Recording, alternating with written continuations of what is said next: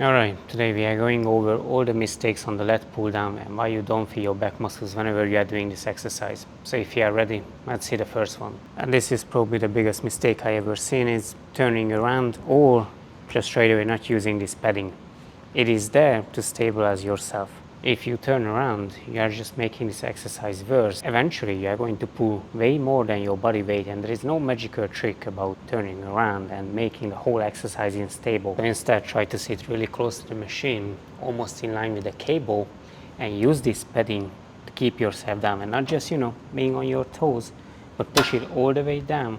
So it is going to keep you down. And the second one is your range of motion. This is the thing what I most commonly see when people pull it all the way down here, but they don't stop, they still push it down. Remember, if you are doing a lat pull down and trying to train your lats or any back muscle, if you are talking about your lats, they are attaching to your upper arm. So once your elbow is down, all the way down next to your side, that's the end range of motion. Just because you do a forearm triceps push down, you're only going to make this exercise worse. Not to mention, when the weight is heavier, you're not going to be able to do that. And most cases when people are trying to do this exercise, they can't go heavier and train their muscles because they have to do that motion, and with a heavy weight, just can't do it. And the third one, and it is pretty common as well, is the momentum. Some people take it too far and turn this exercise into a seated rowing. If you want to do seated rowing, then use that machine. But right now, this is a vertical lat pull down, so you have to stay somewhat vertical. And I'm not saying to stay overly strict with your form, because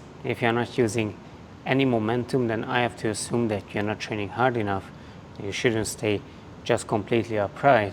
So you should move a tiny bit, but taking it to the extreme and using excessive one is probably the biggest mistake. Behind the neck lat pull down. I don't think that this is an actual mistake. If you have the mobility, by all means, you can do this one, but just know this, it has no benefit over the chest variation where you're only pulling it to your clavicle or sternum. But if I'm being honest, some people are just not suited for this variation, and because of that, they are just going to hinder their own gains just by forcing themselves to do this one because they saw it on the internet, it looks fancy. They might have these different feelings in their back, but remember something, it doesn't matter what you feel at your back or what you feel around your muscles. It is only about your execution and form. And some people say, oh, but mind muscle connection. Well, mind muscle connection is going to be this tiny part of your training anyway. It doesn't matter if you're squeezing a muscle or not, if your overall execution and how you set up the exercise doesn't align with the muscle function. Again, you see this all the time when people are gripping it all the way to the side, so it's a really wide lat pull down.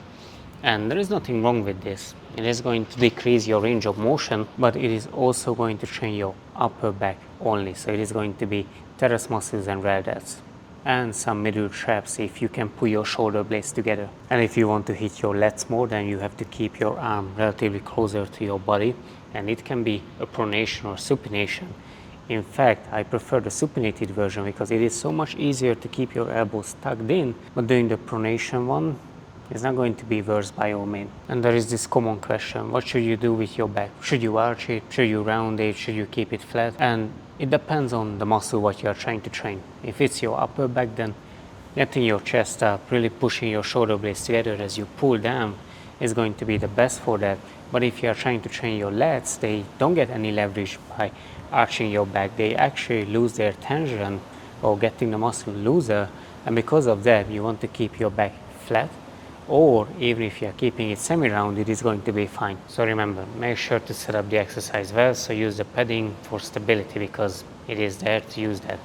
And second, if you want to train specific muscle, you just have to use, it can be the same long bar, but you just have to use different grip.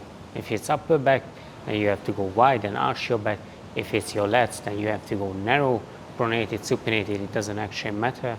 And you have to keep your back flat or semi-rounded. Some form deviation is fine, but using excessive movement just to move the weight and turning it into a seated rowing is probably not fine. Just, use a different machine for that. And your range of motion is only going to be your elbow going all the way down. Also, you don't need to feel your muscles whenever you are training. As long as you have a good setup and execution, it is going to be the one what you are trying to train or feel anyway.